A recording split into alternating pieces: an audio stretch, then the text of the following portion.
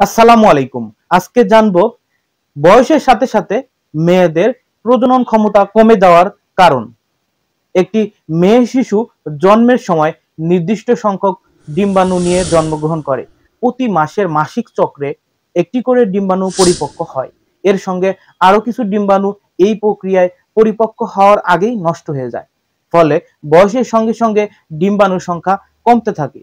জন্মের পর নারীদের শরীরে নতুন কোনো ডিম্বাণু তৈরি হয় না, তাই বয়স বেড়ে চলার সঙ্গে সঙ্গে প্রজনন ক্ষমতাও কমতে থাকে।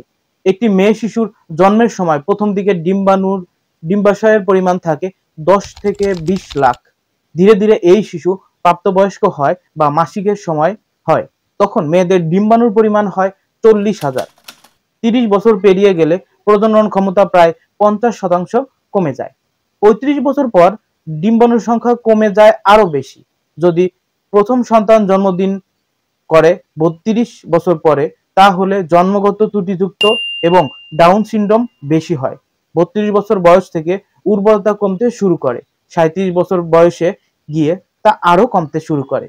তাই বয়সের সাথে সাথে মেয়েদের প্রজনন ক্ষমতাও কমতে থাকে।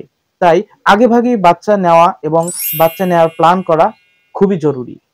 সবাই ভালো থাকুন, সুস্থ থাকুন। ধন্যবাদ।